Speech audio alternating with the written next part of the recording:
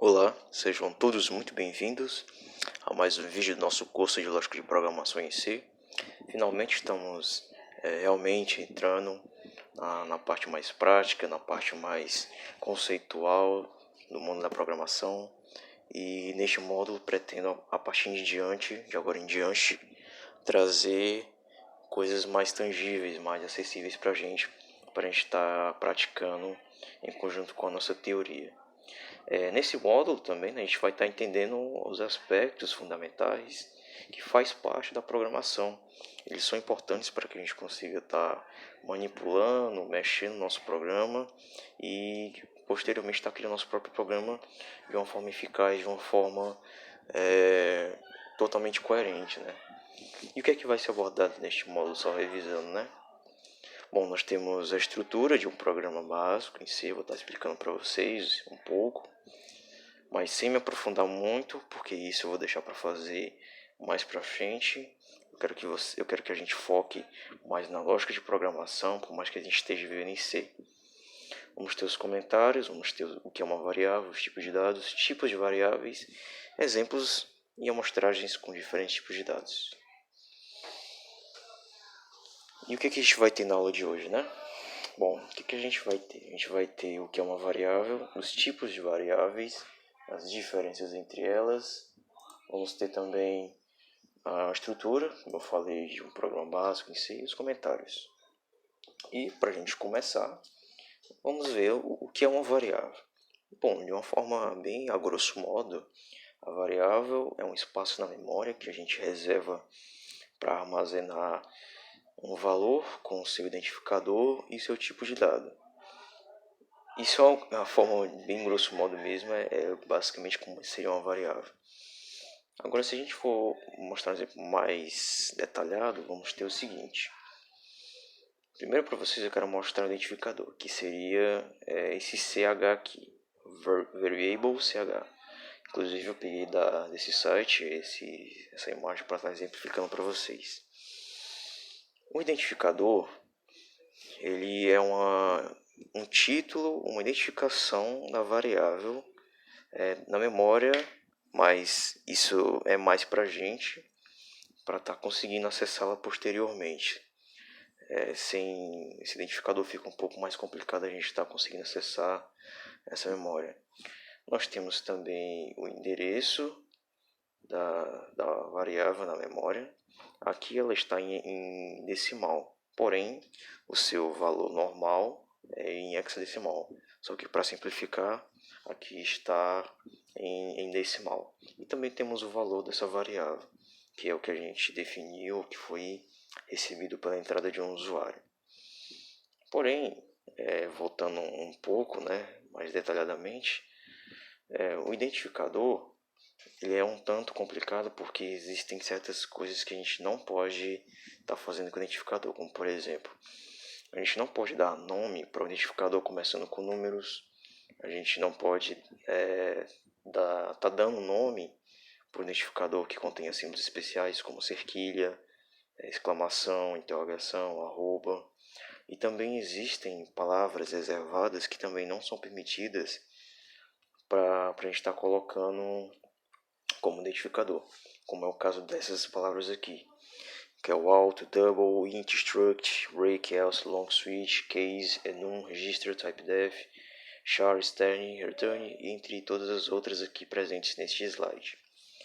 Porém, o que a gente pode colocar então como identificador de uma variável?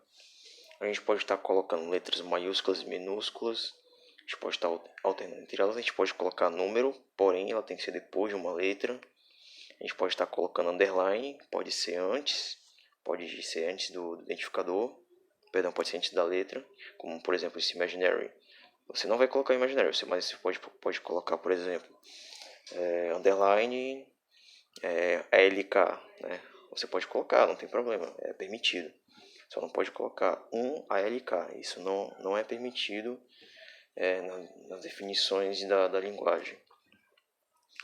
E nos identificadores também existe a diferença de case sensitive, ou seja, se você define, por exemplo, Maria como identificador de uma variável, você não, se você for pesquisar por ela em algum outro canto, quiser pegar o dado dela posteriormente, como Maria tudo em maiúsculo, ou Maria com, sei lá, o A maiúsculo, o R maiúsculo, não pode, porque é diferente, ele é sensível às caixas. Então, caixa alta, uma variável de caixa alta é diferente de uma variável de caixa baixa, que no caso seria uma variável toda minúscula.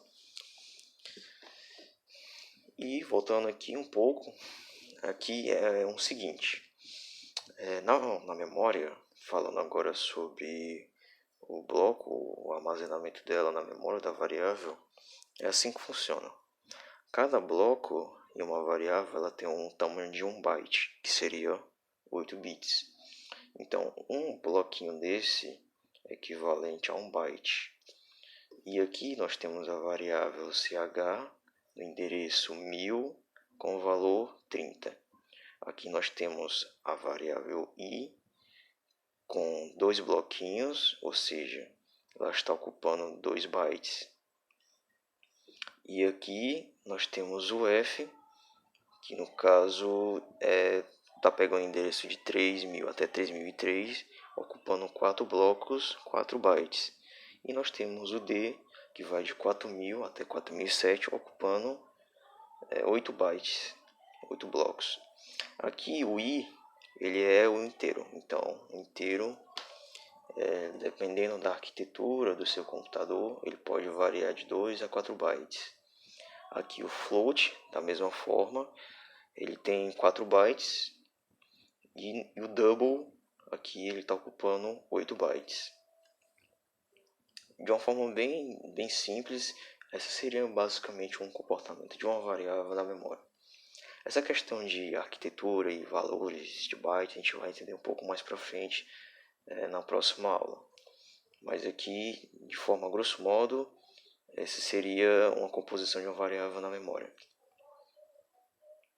A diferença é que ali está em decimal e o valor real dela é em hexadecimal, o endereço de uma variável. Agora vamos ver os tipos de variáveis.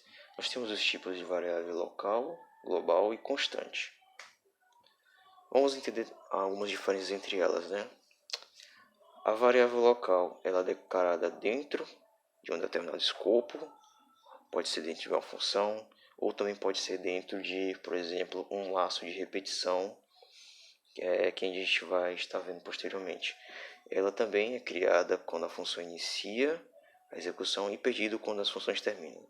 Então, existem funções que colocam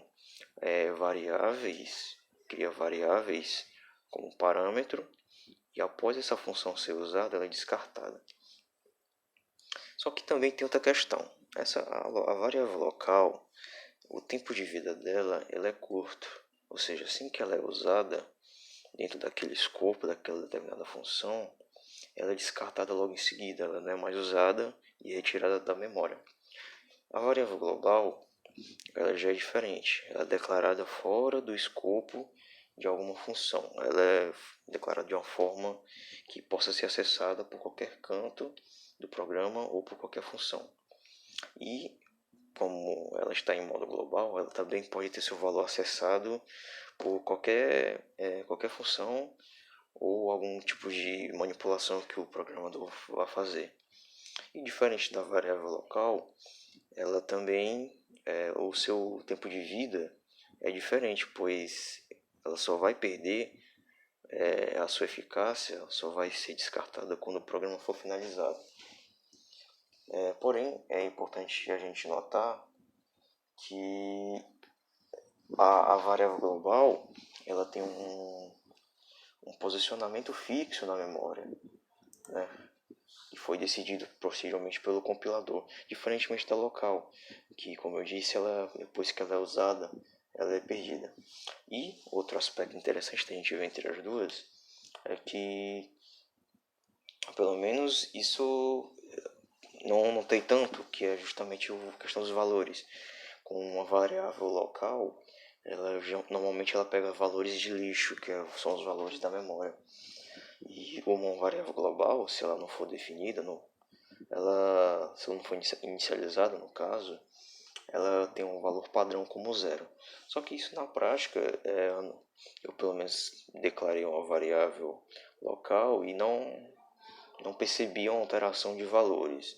Mas isso também é irrelevante, já que, dependendo ou não, ou se você for dessa variável, ela vai ter um valor diferente. Só existem alguns casos que você quiser ver o valor dessa variável, provavelmente ela vai retornar zero. Então, como forma didática, estou explicando para vocês que pode ser que venha um valor alterado numa variável local e na variável global o valor é zero. Mas, como eu disse, isso não tem tanta diferença porque pode vir zero nas duas da mesma forma. E a constante, por último, ela é um valor imutável, ou seja, aquela variável com definição de constante, ela nunca vai ter seu valor alterado, ela sempre vai ser aquele valor. Ela não pode ser alterada de nenhuma forma e você também não consegue. E ela é relativa ao escopo, então se eu defino uma constante dentro de uma função, ela só vai ser válida naquela função como constante. Se eu tentar acessar ela de outro canto, ela não vai ser possível acessá-la, porque ela não está definida globalmente. E, bom, agora vamos ver, né, um pouco da estrutura de um programa básico em C, né? Vou mostrar aqui para vocês, saindo um pouco do slide. Vou mostrar aqui para vocês um pouco da estrutura de um programa em C. Vamos lá. Eu vou fazer um teste para vocês com o depurador sobre essa questão da variável local e da variável global. A gente vai ver se realmente isso é válido. Se realmente condiz, né, com o que a gente acabou de entender. Bom, a estrutura geral de um programa em C é basicamente essa. De uma forma bem básica, é assim como ela se comporta. Aqui em cima nós temos o pré-processador include, que vai fazer a inclusão de funções, partes de um arquivo dentro do nosso código. Ou seja, seria como se fosse uma cópia. Ou seja, a gente vai estar copiando tudo que tiver aqui dentro para cá. Só que, claro, a gente não está literalmente jogando tudo para cá. A gente só está sendo permitido o acesso de funções, ou seja lá qualquer outra coisa que estiver dentro desse arquivo, para que a gente possa estar usando o nosso código. E o que um exemplo de alguma função que a gente está usando, que vem de um outro arquivo através do include, é o printf. O printf nada mais é do que uma função presente dentro do nosso cabeçalho stdio, que é o cabeçalho de entrada e saída de C. E o include é interessante a gente saber que ele é pré-processado antes da compilação, ou seja, ele é feito esse pré-processamento para inclusão antes de ser compilado o arquivo, até mesmo para poder evitar qualquer tipo de erro de compilação posteriormente. E mais abaixo nós temos a função principal, que é a função chamada pelo sistema para estar executando nosso programa, que é a função main. A função main, ela é, como eu falei,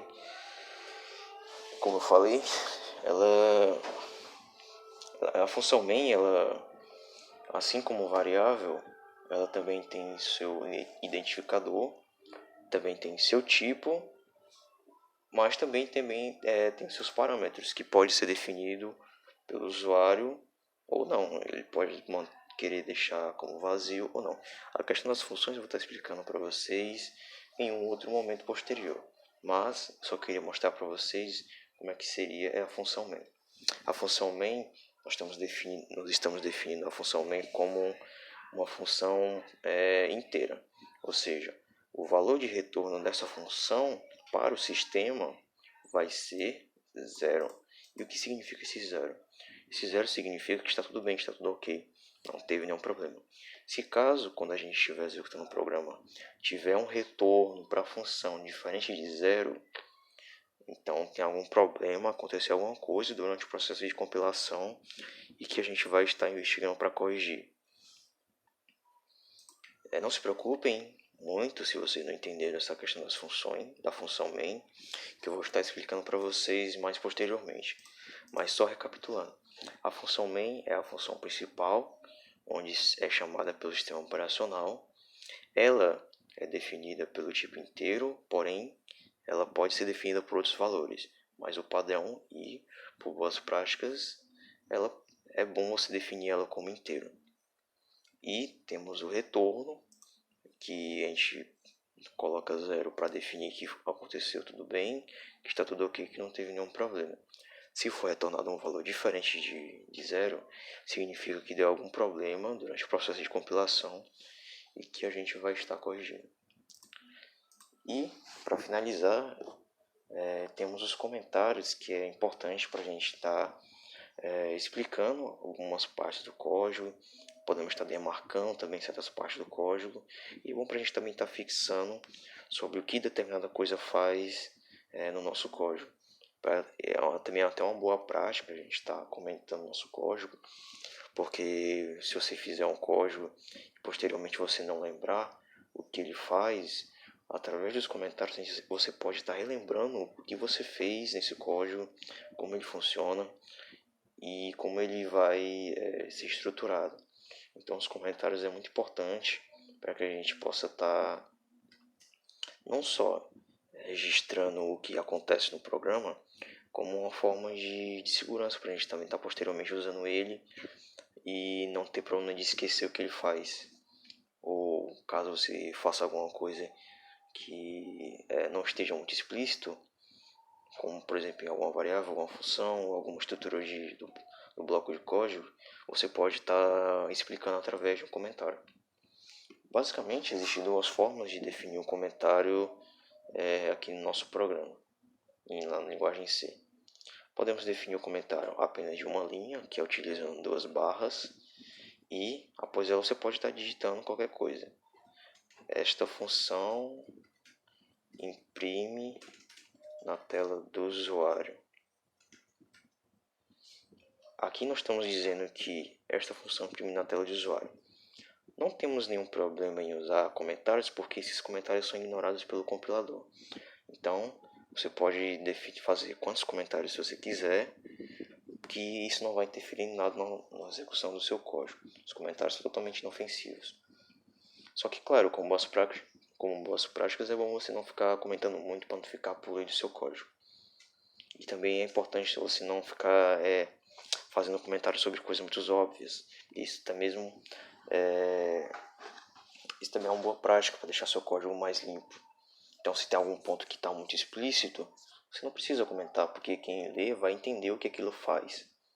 E temos outra forma de fazer comentário, que é através de blocos. Podemos fazer comentários ocupando mais linhas. Então, todas essas linhas, a partir desse asterisco, é tudo comentário. Então, se eu repetir várias vezes essa frase, vai ser tudo comentário. Todas essas linhas não serão interpretadas pelo compilador, serão totalmente ignoradas, porque faz parte de um bloco de comentário. Bom, pessoal, basicamente é isso. Foi bem rápido. Eu queria mostrar para vocês um pouco da visão dos conceitos básicos, iniciais de variáveis, uma estrutura básica de C. Caso vocês tenham alguma dúvida, algum questionamento, alguma pergunta, vocês podem estar mandando aqui nos comentários no Instagram. Pretendo inclusive fazer um Telegram, um canal no Telegram, um grupo, para a gente estar mais conectado, mais íntimos e ter um tempo de resposta melhor e mais rápido para vocês, tá? Então vou estar deixando o link, não sei se nesse vídeo vai ter ou no próximo, mas eu vou estar deixando o link do canal do Telegram, do grupo, para a gente estar conversando, trocando ideia e tirando algumas dúvidas que possam existir. Então é isso, pessoal, espero que vocês tenham gostado e nos vemos na próxima aula. Falou!